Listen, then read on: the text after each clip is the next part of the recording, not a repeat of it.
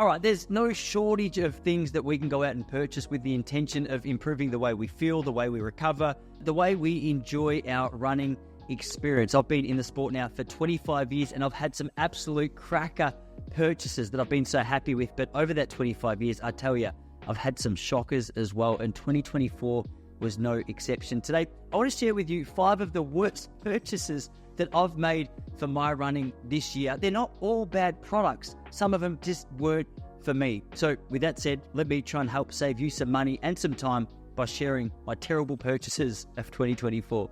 Let's have a look. All right, I said they weren't all terrible products, but I'm starting with one that was. Now, as an ASICS fan for so many years, I'm so sorry to bring this to light, but these ASICS Nimbus 26 were an absolute disgraceful purchase by me. I went for a jog in them on a treadmill in the shops. I walked around in the shops with them for a while. I read some reviews. I put them on and ran 100 meters down the road after spending 220 AUD on them and realized they were just not for me. I found them rigid, they were jolty, they had no cushioning. I thought, coming from a pair of Saucony Endurance Shift 3s, that I was going to absolutely love the move back to ASICS, and I immediately regretted it. I think I've run maybe 500 kilometers in them now. I wanted to get my money's worth because by the time I got them home, they were dirty, and I wasn't going to be able to return them. But these shoes they're a very narrow fit. I found them very flat. I'm not 100% sure what the drop is from heel to toe, but compared to the Saucony Endurance Shift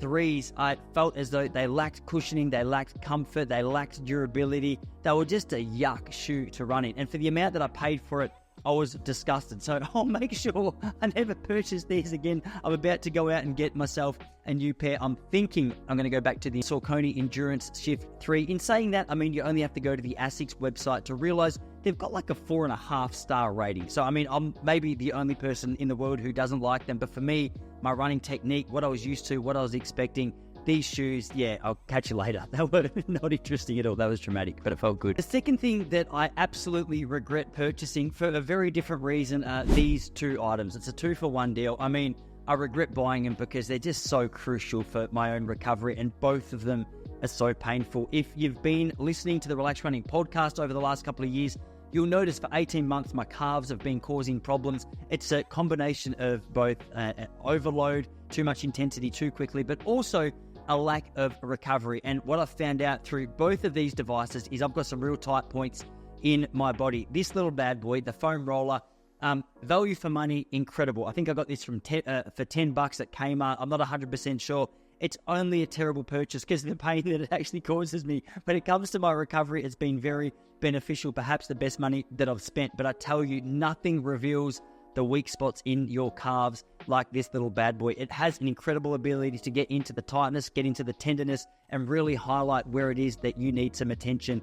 This one here is even worse. I cannot believe how much pain this causes to the glutes. For about $3, I regret every night when I put it under one of my bum cheeks buying it because this just absolutely annihilates those little glutes. I tell you what though, I feel looser with each stride. I feel good. So it's like a positive wrapped in a negative, I think. It was a very painful purchase, one that I think my body has benefited greatly by. But I tell you what, when it comes to actually the pain that this thing's caused, some days I really regret purchasing it. Number 3, and as a Garmin fan for a long time, I've got to be completely honest. This Garmin Forerunner 45S, it's a pretty much entry-level watch when it comes to running. Now, one thing that I do have to give it credit for is it's good at the very basics. When it comes to actually getting your distance, getting the time, getting the splits, it's a perfect purchase. A couple of little faults that I want to point out on it. Recently, under the influence of people like Marco Altini and Kelly Means, author of the book Good Energy, I've started to try and monitor my sleep a little more effectively. This thing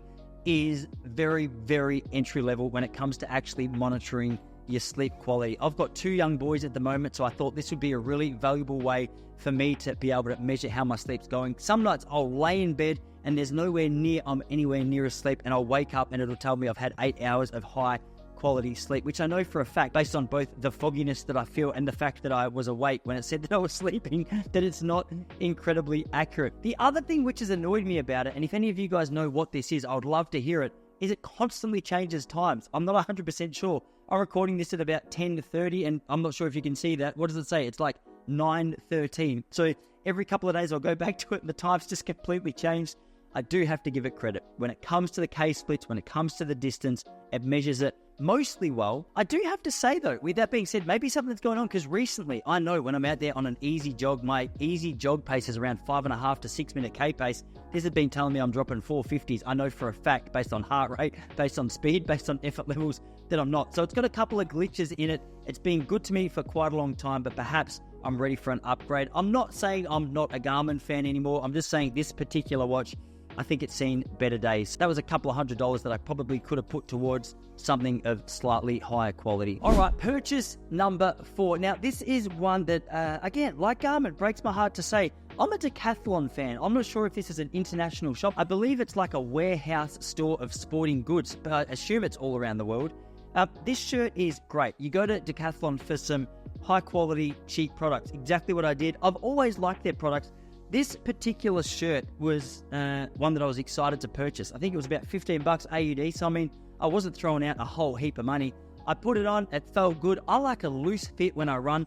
I put it in the washing machine. I hung it on the line. I put it on. It's like a crop top. It got tiny all of a sudden. So I'm not 100% sure what's going on there. Maybe if you could tell me what makes an item like this get so small, that'd be very helpful. I hadn't put it in the dryer. I'm not sure. It feels like a purchase that I didn't need. I wish it had lasted a few more wears, but this Decathlon blue shirt looks good at the start. Put it on now. It's a crop top. That one's going in the bin.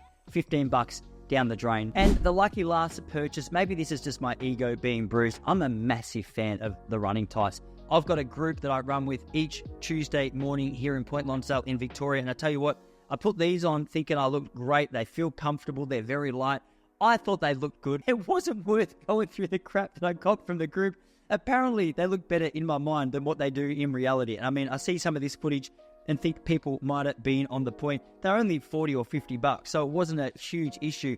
I tell you what, when it comes to comfort, that's one thing. Regardless of what those people say, these are some of the most incredibly comfortable tights that I've perhaps ever worn. But apparently, they look nowhere near as good as what I thought they did. And so, I mean, it keeps you humble running in a group. Maybe that's one positive thing. I shouldn't be seen out there in these, which apparently look like underpants, are way too revealing. But there we have it. There's 5 things that this year I either wasted money on or I've caused myself a lot of pain through purchasing. Before we go, if you're new to running, I want to let you know you don't have to go out and buy brand new stuff as well. There are some little secrets. Jump on Marketplace. You can find a whole heap of stuff like this. You can find a whole heap of running watches as well.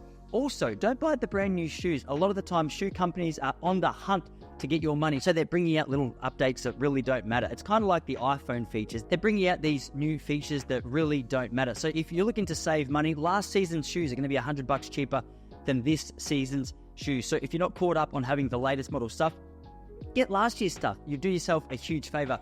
Guys, that was just a little thing that I wanted to share with you today. I hope it was helpful. If you've made any shocking purchases this year, save us the time and trouble by letting us know what they were in the comments below.